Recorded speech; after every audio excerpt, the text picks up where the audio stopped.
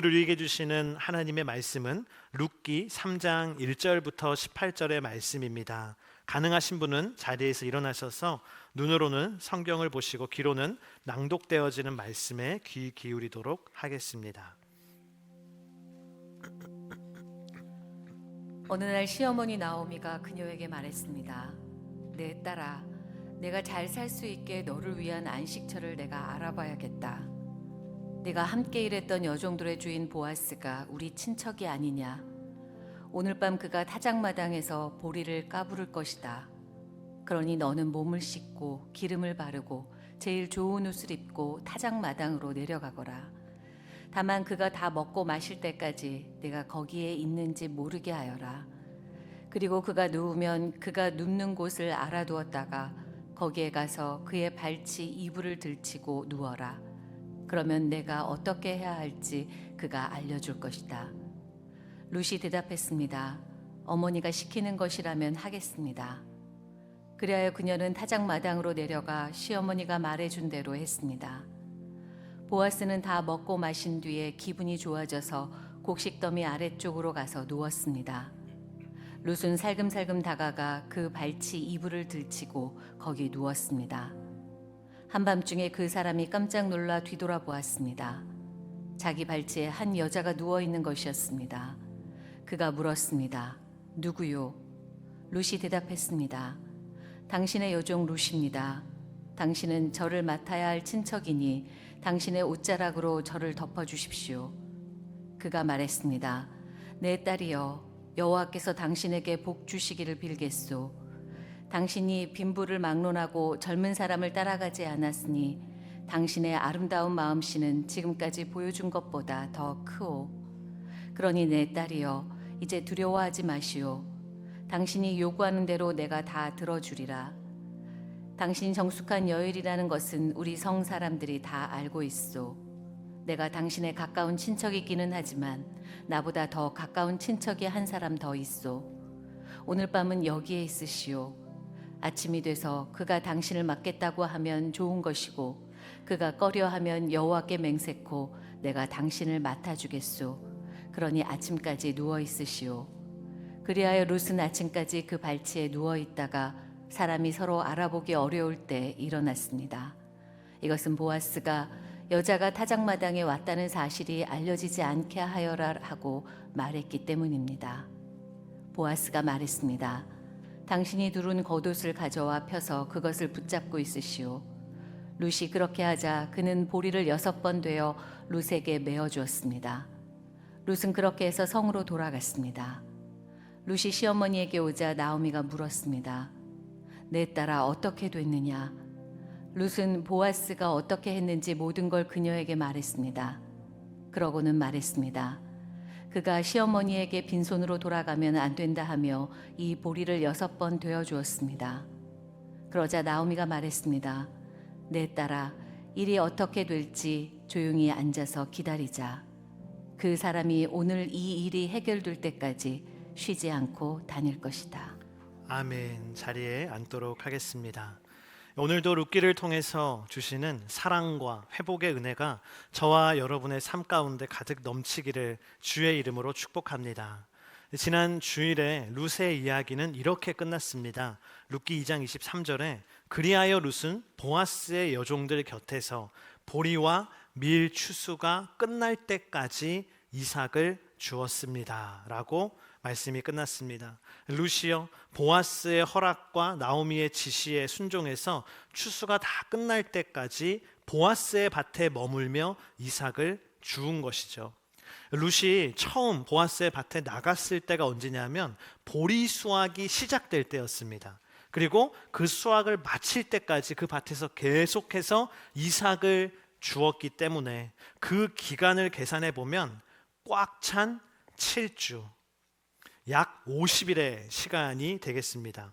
유대인들은 이 절기를요, 일주일이 7번 있다 그래서 77절이라고도 부르고요, 또 교회에서는 오순절, 50일이다 해서 오순절이라고도 부르죠. 여러분, 77절과 오순절 하면은 어떤 느낌이 드십니까? 저는요 이렇게 생각이 돼요. 기대의 절기이다. 기대가 샘솟는 때이다. 칠칠절은 곡식을 추수하는 때잖아요. 이 곡식을 추수했기 때문에 사람들이 풍요로움에 대한 그 기대가 가득할 때입니다. 왠지 모를 기대가 있는 거죠. 우리도 땡스기빙이 다가오니까 뭐 땡스기빙 된다고 뭐 아무것도 없잖아요. 그런데 뭐가 생겨요? 기대가 막 생기죠. 왠지 모를. 땡스기빙이 다가오면 뭔가 기대가 생겨요. 물론 뭐 블랙 프라이데이를 기대하시는 분도 계시겠지만 막 기대가 생겨요. 칠칠절이 그런 날이었고요. 오순절도 그렇다는 것이죠. 신약 성경을 보면 오순절은 예수 그리스도의 제자들이 다락방에 모여서 하나님이 약속해 주신, 보내주시겠다라고 약속하신 그 성령에 대한 기대, 그 성령에 대한 기대를 가지고 모여서 기도한 날이 오순절 아니겠습니까? 그렇게 이 기대의 때를 지나고 있는, 기대의 절기를 지나고 있는 것이 바로 오늘 우리가 읽은 말씀이 시작하는 시간적인 배경입니다. 그런데 이렇게 모든 사람들이 기대에 부풀어 있던 때에 룻의 마음은 어떠했을까? 룻의 마음에는요, 기대감이 없었습니다. 오히려 미래에 대한 걱정과 근심이 가득했습니다. 왜냐하면 이제 곡식을 추수하는 기간이 다 끝났기 때문에 룻의 입장에서는 어때요? 내일부터는 이삭을 주우러 나갈 밭이 없어진 거예요. 이제까지 50일 동안 열심히 이삭을 주워서 시어머니와 그걸로 밥해 먹고 배를 채우고 살았는데 이제는 내일부터는 추수가 다 끝났기 때문에 이삭을 주우러 갈 밭이 없어졌습니다. 늙은 시어머니 나오미를 봉양해야 하는데 일터가 사라진 것이죠. 그것도 낯선 이방인의 땅에서 말이죠. 이 시간 여러분의 내면은 어떠하십니까?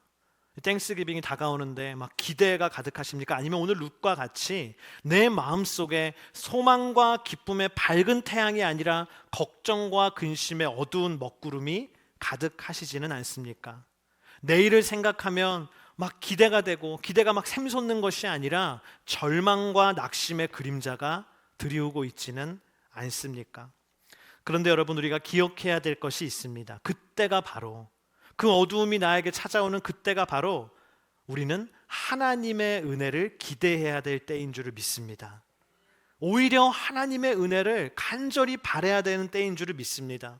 그래서 오늘 말씀을 보면요, 그 절망의 어둠 속에서 은혜의 빛을 기대한 한 여인 나오미의 말로 시작을 합니다. 오늘 1절에 이렇게 기록되어 있습니다. 우리 함께 읽도록 하겠습니다. 어느 날 시어머니 나오미가 그녀에게 말했습니다. 내 딸아, 내가 잘 살 수 있게 너를 위한 안식처를 내가 알아봐야겠다.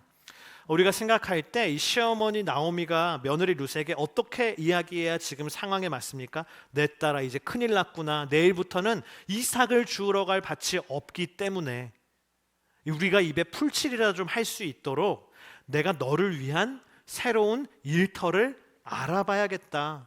돈 빌릴 때라도 좀 알아봐야겠다. 식모살이할 때가 있는지 좀 알아봐야겠다라고 얘기해야 지금의 상황에 맞는 것 아니겠습니까? 그런데 나오미가 뭐라 그래요?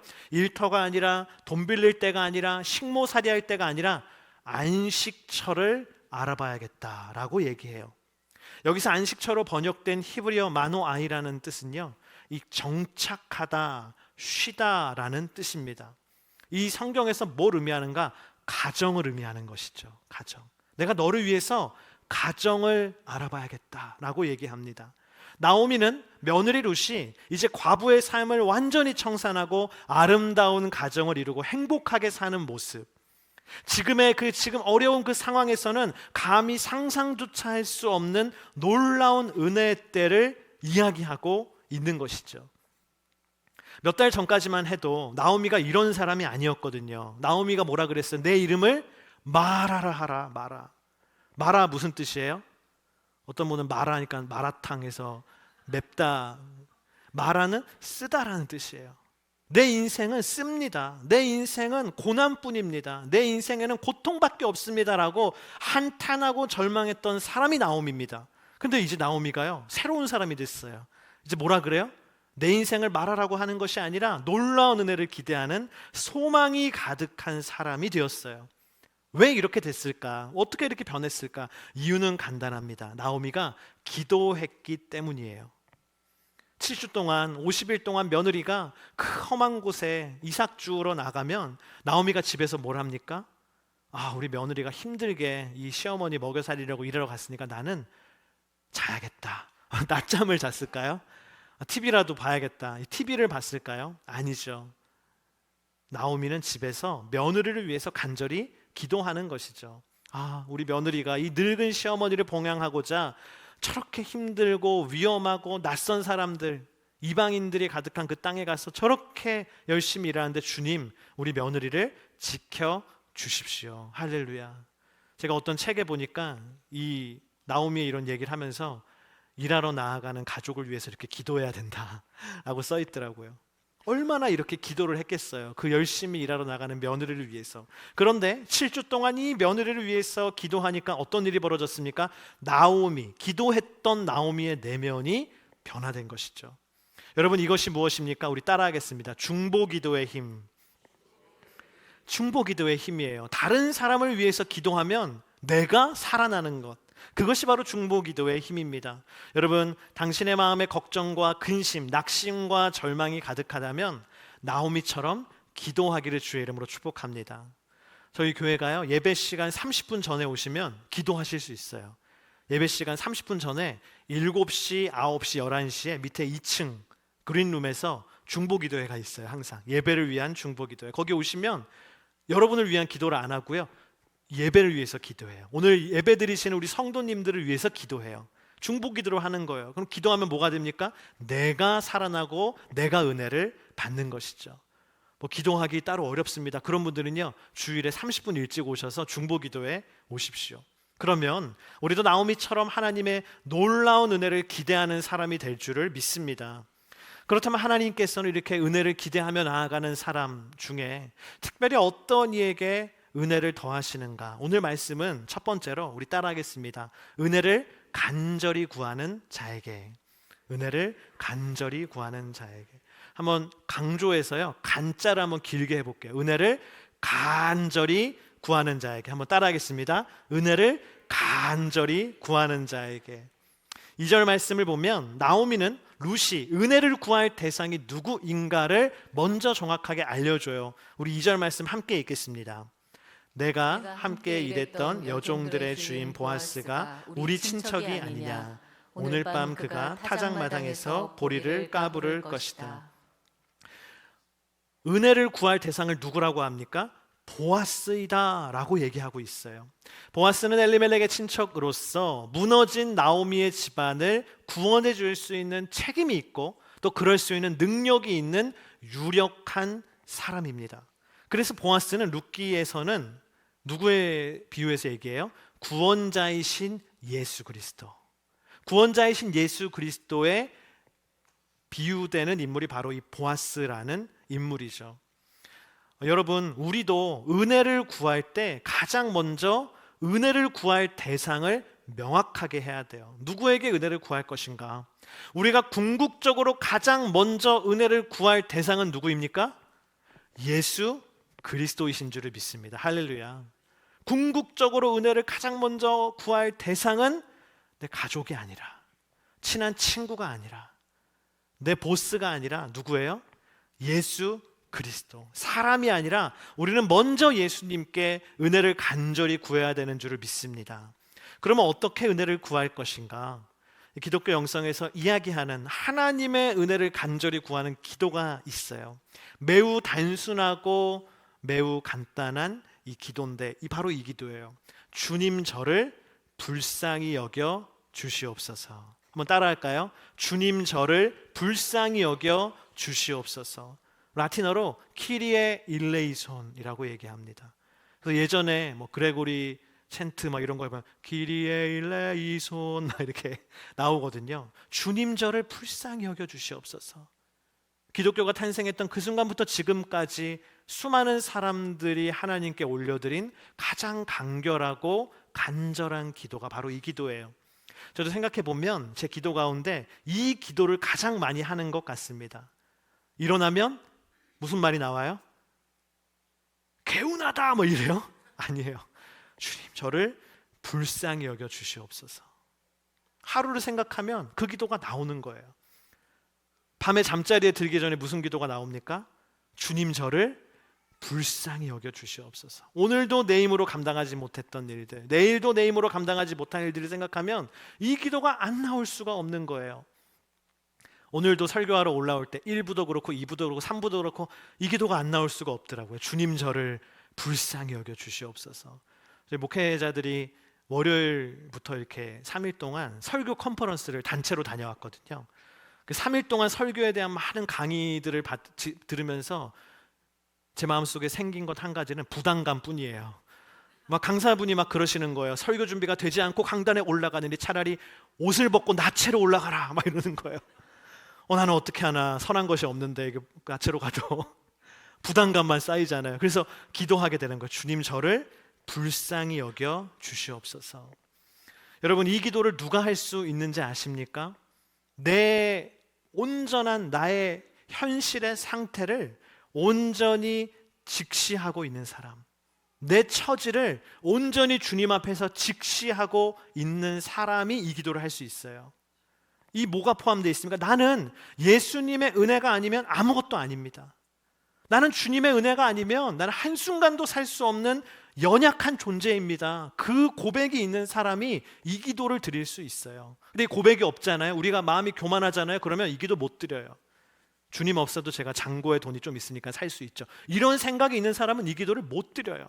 내가 능력이 있고 커리어가 있으니까 괜찮지요 라는 생각이 있는 사람은 이 기도를 못 드려요. 그러나 저는 주님 없으면 아무것도 아닙니다. 주님 은혜로만 내가 삽니다라는 고백이 있는 분은 이 기도를 드릴 수 있어요. 주님 나를 불쌍히 여겨 주시옵소서. 그래서 헨리 나우에는 뭐라고 했냐면 이 기도를 우리의 숨결에 실어서 해야 한다라고 얘기했어요. 어떻게 숨결에 실어서 할까? 제가 한번 상상해 보니까 이런 거예요. 주님 저를 불쌍히 여겨 주시옵소서. 내쉬면 안 되니까 또 들이쉬기도 해야 되잖아요. 주님 저를 불쌍히 여겨 주시옵소서. 이렇게 정말 우리의 호흡에 이 기도가 실려 있어야 하는 것이죠. 여러분, 하나님의 은혜를 간절히 구하는 저와 여러분이 되기를 주의 이름으로 축복합니다.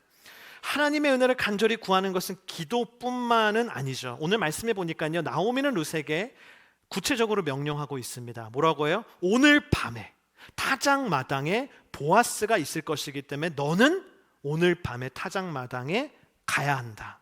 보아스가 있는 그 시간과 장소로 가야 한다라고 시어머니 나오미가 며느리 룻에게 명령하고 있습니다. 우리도 마찬가지입니다. 하나님께 은혜를 구하기 위해서는 하나님을 예배하는 자리에 어떻게 해야 돼요? 가야 합니다.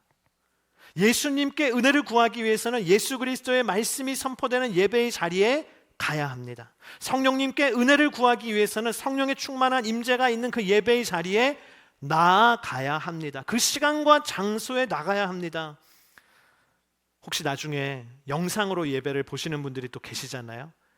주일날 예배 안 드리고 월요일날을 나는 주일로 지키겠다라는 그런 생각으로 영상으로 유튜브로 예배 드리시는 분이 계시다면 여러분, 은혜를 간절히 구하는 자가 되어야 되는 줄을 믿습니다. 예배의 자리에 가셔야 돼요. 코로나 팬데믹이 우리에게 준 가장 큰 후유증이 뭔지 아세요?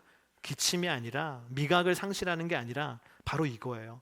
온라인 예배 드리지 뭐예요. 과거에는 그러지 않았을 텐데 뭔가 조금 내 일정에 뭔가 좀 무리가 있는데 그러면 주일에 어떻게 해요? 온라인 예배 드리지 뭐 이래요. 아주 그게 이 세상에 만연해 있어요. 근데 말하면서도 우리는 알아요. 온라인 예배 드리지 뭐가 뭐예요? 그레이드가 낮다라는 걸 알아요. 이게 하나님께 드리는 예배 중에 이게 그래도 좀 떨어지지라는 거를 자기도 알지만 괜찮다고 우리는 생각을 하는 그 생각이 코로나의 후유증이에요. 사실은 여러분, 우리는 은혜를 간절히 구하는 자가 되어야 되는 줄을 믿습니다.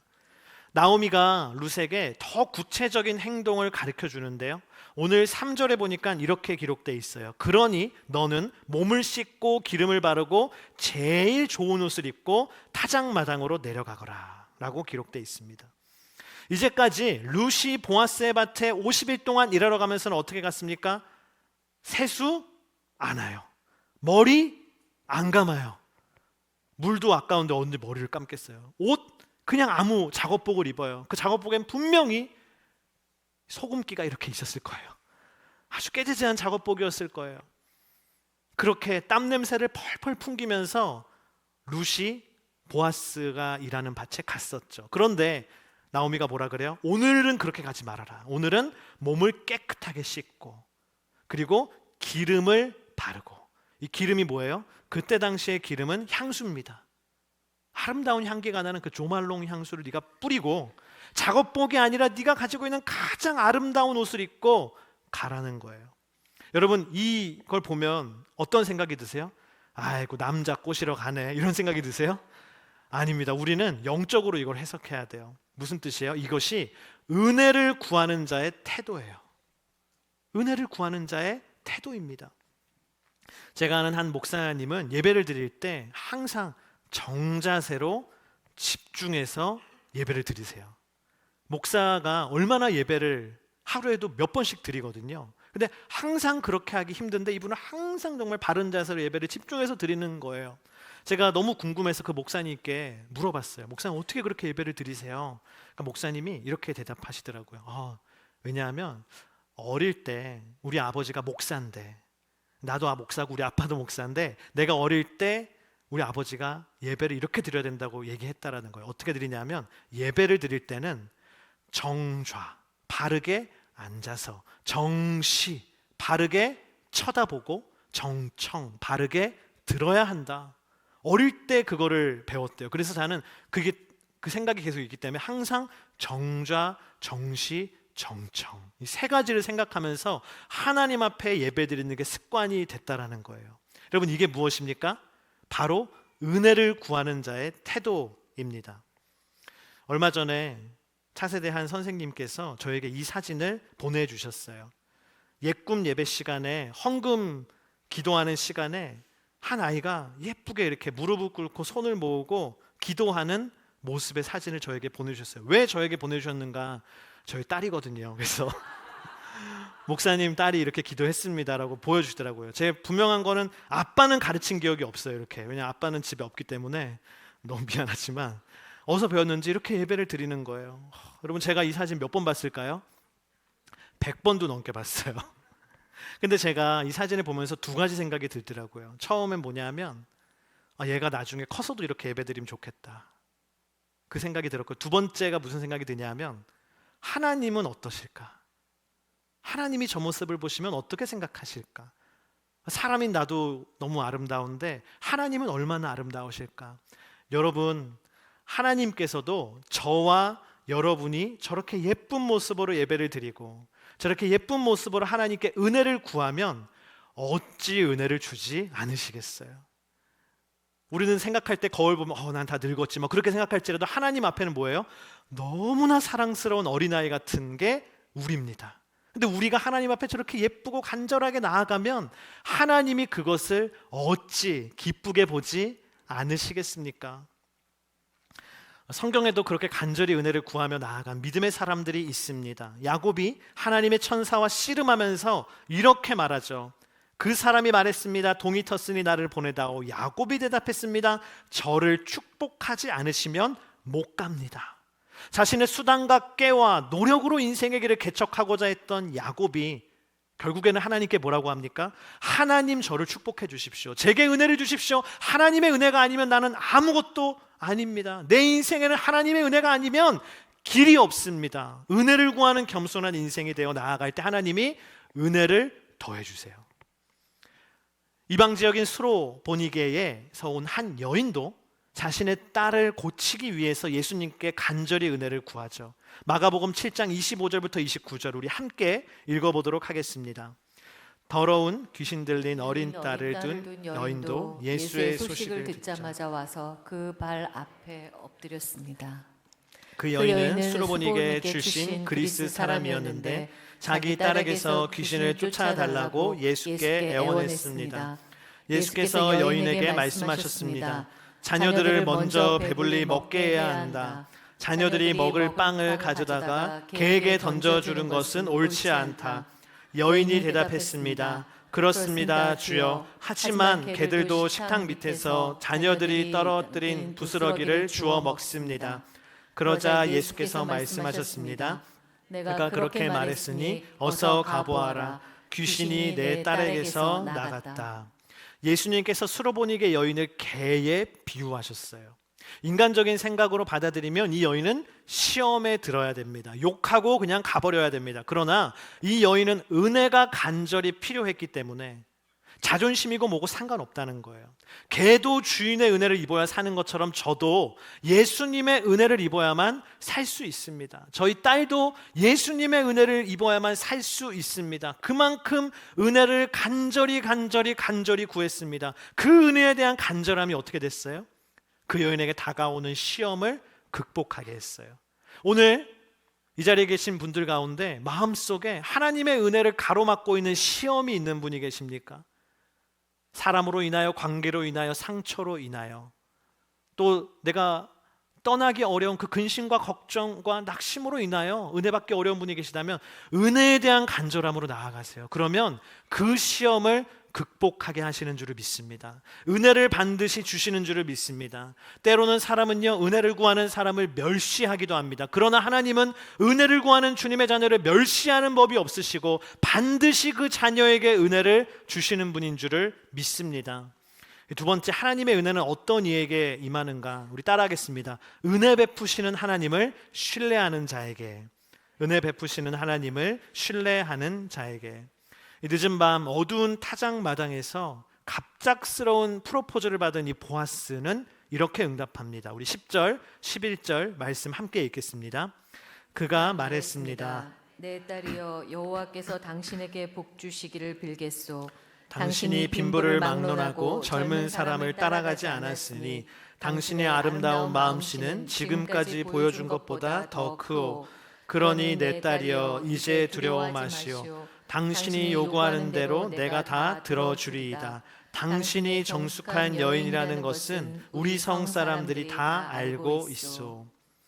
유대인들의 성경 해석을 담아놓은, 전통적인 성경 해석을 담아놓은 미드라시라고 하는 책이 있는데요, 그 책에 보면 보아스가 이때 몇 살이었는가, 유대인들의 전통은 70대였다라고 얘기합니다. 반면에 룻은 몇 살이었는가? 룻은 20, 30대의 젊은 여인이었습니다. 20, 30대의 젊은 여인과 70대의 할아버지이죠.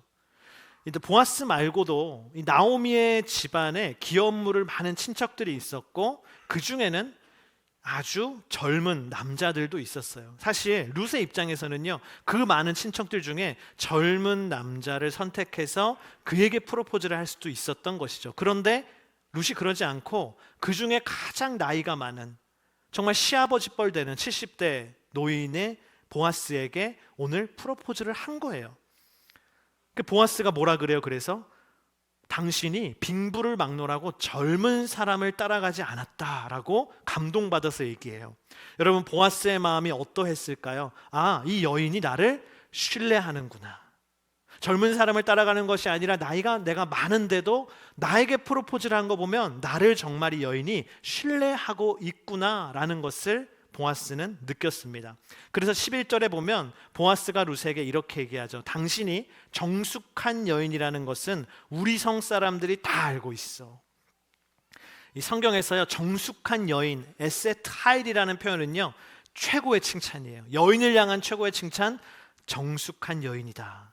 혹시 부부가 같이 앉으신 분 중에 배우자가 있다면 남편분이 아내에게 얘기해 주세요. 당신은 정숙한 여인입니다.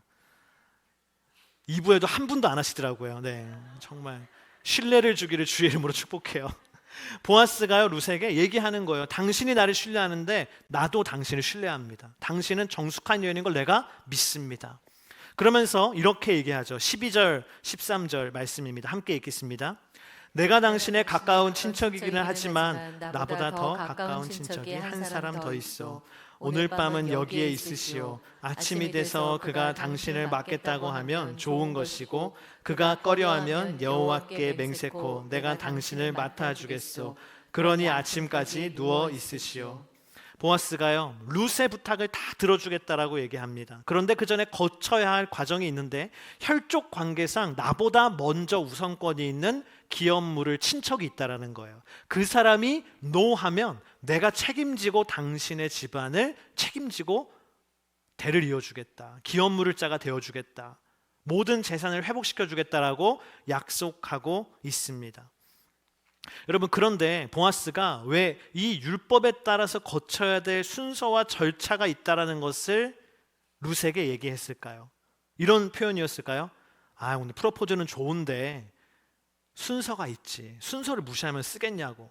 법도가 있는 거라고. 이게 가르쳐 주는 거예요. 그게 아니라 이게 뭡니까? 나를 믿어라라는 얘기예요. 내가 이렇게 쭉 일할 테지만 내가 무조건 당신의 가정이 일어날 수 있도록, 그 사람이 안 한다고 하면 내가 꼭 할 테니까 나를 믿고 신뢰하고 기다려달라라는 뜻입니다.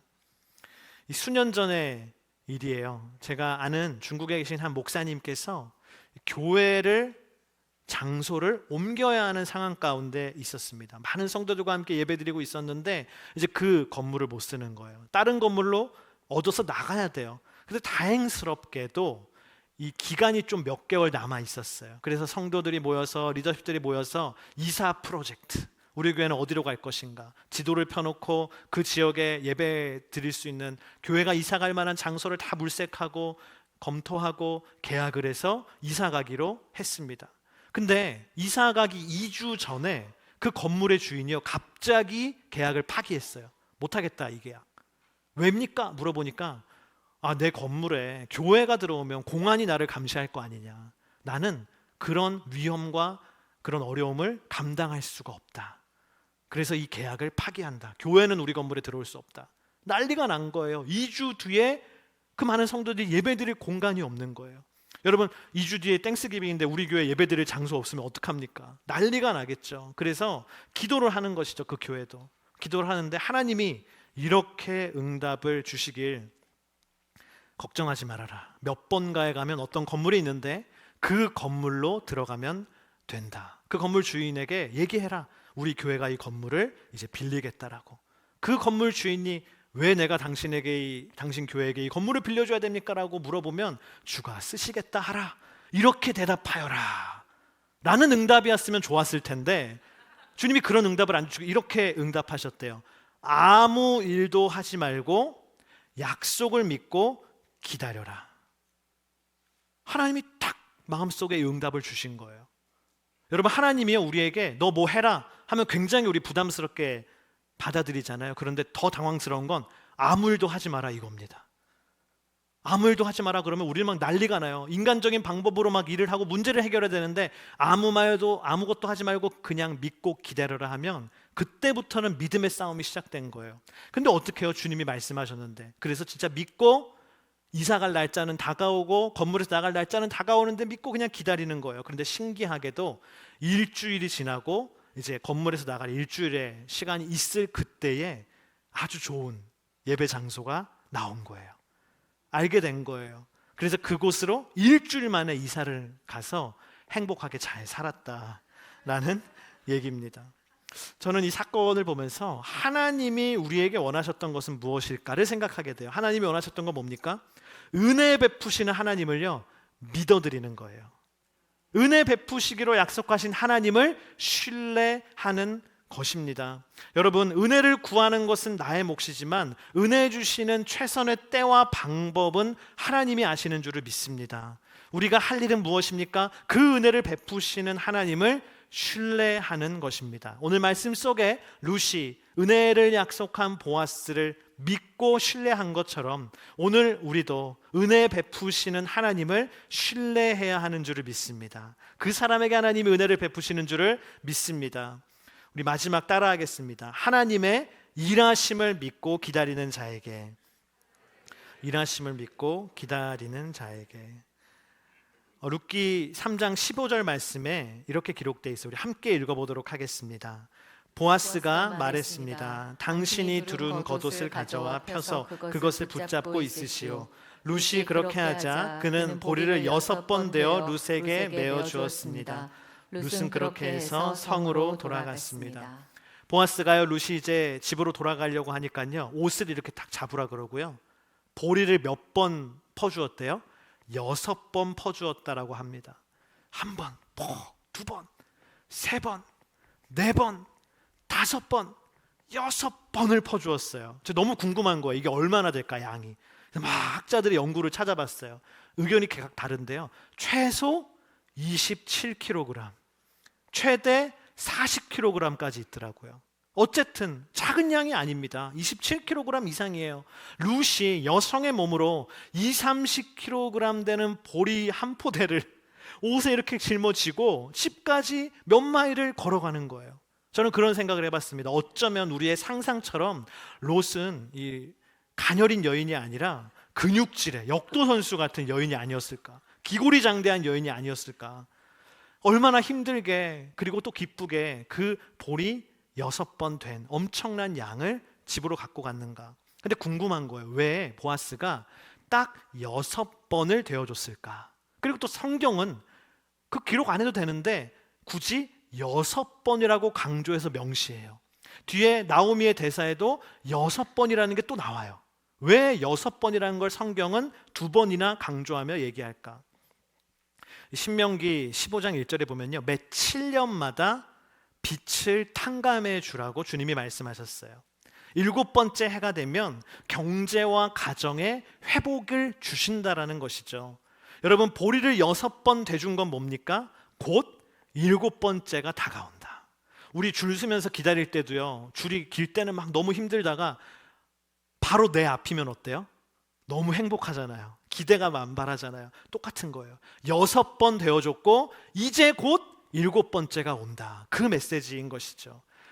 보아스가 6번 퍼주면서 말하는 거예요. 조금만 기다려라. 7번째 회복의 때가 코앞에 있다. 할렐루야. 여러분, 은혜가 간절하십니까? 회복이 간절하십니까? 조금만 더 기다리기를 주의 이름으로 축복합니다. 하나님이여 7번째가 다가온다라고 우리에게 말씀하고 계십니다. 집에서 밤새도록 기다리던 나오미가 아침이 돼서야 돌아온 룻에게 질문하죠. 어떻게 됐냐? 그러니까 룻이 6번 되어준 것을 보여주는 것이에요. 그러자 그걸 보고 나오미가 이렇게 얘기해요. 우리 3장 18절 말씀 함께 읽도록 하겠습니다. 그러자 나오미가 말했습니다. 내 딸아, 일이 어떻게 될지 조용히 앉아서 기다리자. 그 사람이 오늘 이 일이 해결될 때까지 쉬지 않고 다닐 것이다. 나오미가 뭐라고 합니까? 조용히 앉아서 기다리자. 은혜를 간절히 구하였고 그 은혜 베푸신 하나님을 신뢰했다면 그 다음은 뭡니까? 우리는 한 가지만 하면 되는데요, 은혜를 기다리는 것입니다. 나오미가요, 근데 은혜를 기다릴 때 그냥 기다리는 게 아니라 한 가지를 더 얘기해요. 뭐냐면 오늘 뭐라고 합니까?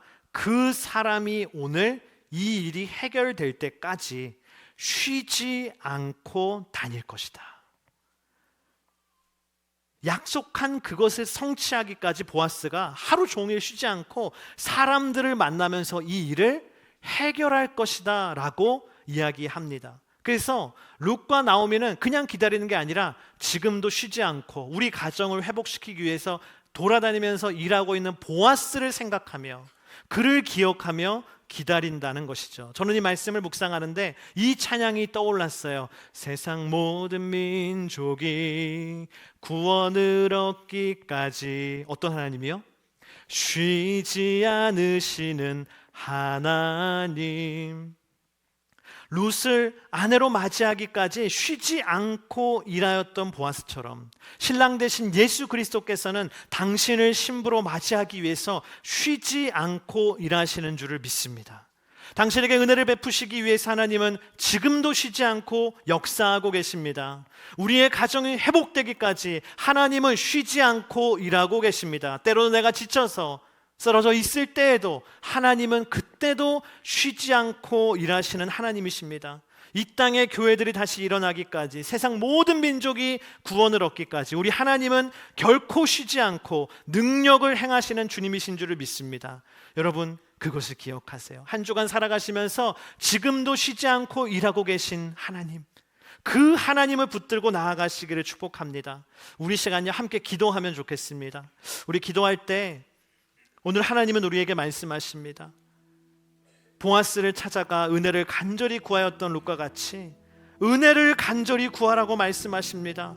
그 은혜 베푸시는 하나님을 신뢰하라고 말씀하십니다. 그리고 너를 위하여 내가 쉬지 않고 일하고 있다라고 말씀하십니다. 우리 함께 기도할 때 주님, 내게 은혜를 허락하여 주시옵소서. 하나님의 은혜가 없이는 단 하루도 살 수 없습니다. 주님을 믿고 신뢰함으로 나아가는 하나님의 사람이 되게 하여 주시옵소서. 우리 시간 함께 기도하며 나아가겠습니다. 오 하나님 아버지이시여 주님, 우리에게 은혜를 허락하여 주시옵소서. 우리는 주님의 은혜가 없이는 한순간도 살 수 없는 존재입니다. 오늘 아버지 하나님 은혜를 간절히 구하며 나아간 룻과 같이 하나님 아버지이시여 우리가 주님 앞에 나아갑니다. 우리 인생을 긍휼히 여겨주십시오. 나를 불쌍히 여겨주시옵소서. 하나님의 은혜를 더하여 주시옵소서. 오늘 우리 가정에 아버지 이 땅에 이 교회 위에 하나님의 열방 가운데에 하나님의 은혜 위에 은혜를 더하여 주시옵소서. 쉬지 않으시고 일하시는 그 주님을 바라보며 나아갈 수 있도록 이끌어 주시옵소서. 하나님 아버지, 주님은 우리에게 은혜 베푸시기를 기뻐하시는 하나님이심을 고백합니다. 우리는 주의 은혜 없이는 한순간도 살 수 없사오니 주님 우리를 불쌍히 여겨 주시고 하늘의 문을 여시고 주의 자녀들에게 은혜를 베풀어 주시옵소서. 은혜 베푸시는 주님을 신뢰하게 하여 주시고 지금도 쉬지 아니하시고 우리를 위하여서 일하시는 그 하나님을 믿고 기다리며 한 걸음 한 걸음 믿음의 발걸음을 내딛는 하나님의 자녀들이 다 되게 하여 주옵소서. 예수님의 이름으로 기도드립니다. 아멘.